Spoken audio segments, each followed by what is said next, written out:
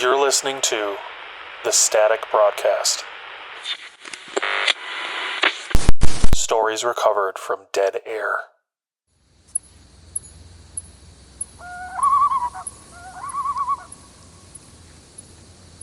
They built the lake in 1979. A reservoir meant to power 3 towns and feed 2 others. The valley it flooded had been home to fewer than 100 people. Farmers, mostly. A church. A diner that no one remembered until it was already gone. The government had bought them out piece by piece.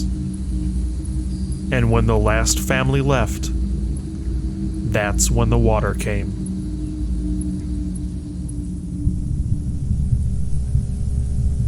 They say on still mornings, before the mist burns off, you can see the faint grid of old roads beneath the surface.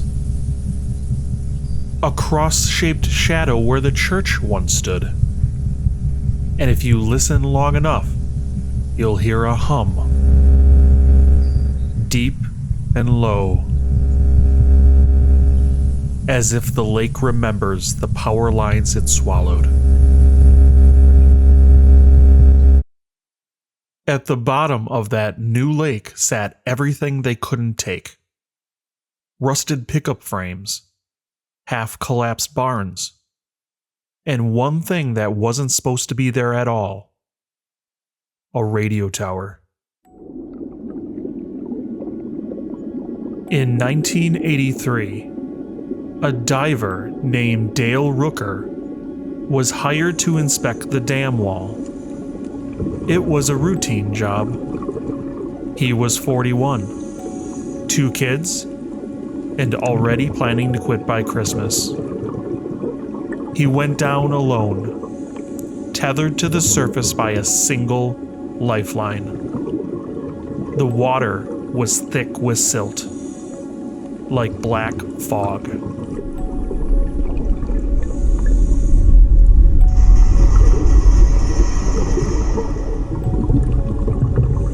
He kept his light steady, counting his breaths. At 50 feet, the pressure tightened in his ears.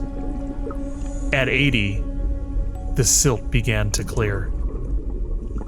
Then his beam caught something metallic. A line of steel rising from the lakebed. He followed it down. 100 feet below him, a red light blinked faintly through the dark. A warning beacon. Still alive. He thought it was impossible. The tower had been decommissioned, dismantled, buried. But his depth gauge didn't lie.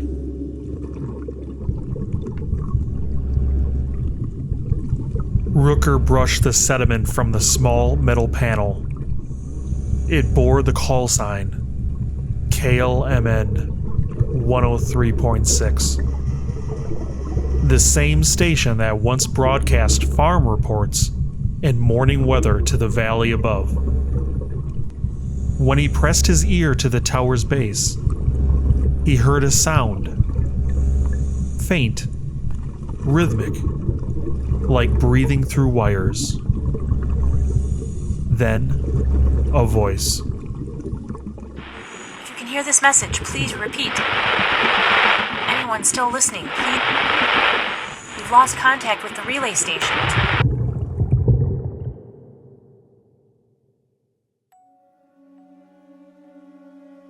Rooker surfaced so fast, the crew thought he lost his mind.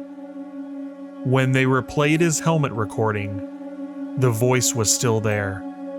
A woman repeating a message. Something about a relay station and lost contact. Her tone breaking between bursts of static. But it wasn't the message that made his stomach turn. It was the fact that she whispered his name, softly, like she'd been expecting him all along. Rooker.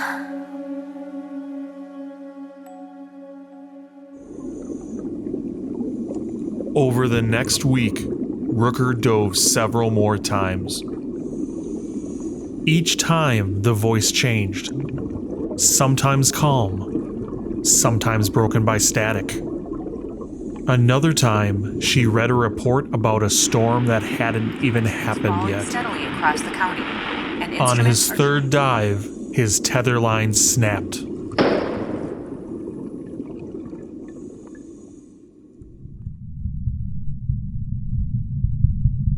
They found him resting against the tower's base, his air tank empty, his regulator still in place, the red light gone. But the signal wasn't. That same night, a trucker passing the East Dam Road picked up a broadcast for exactly 6 minutes. A woman's voice, repeating the same message Rooker had heard. Her last words were, We've lost contact with the relay station to the east, but we'll stay on the air until communication is restored. This is KLMN 103.6. Please stand by. Then the signal ended.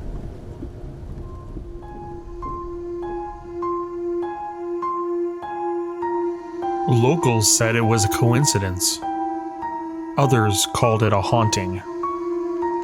But some nights, if you drive that same road, you can still tune in to 103.6.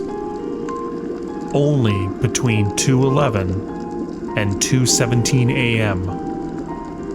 Never before, never after. And if you listen long enough, you may hear water moving and the sound of your name whispered from beneath the static.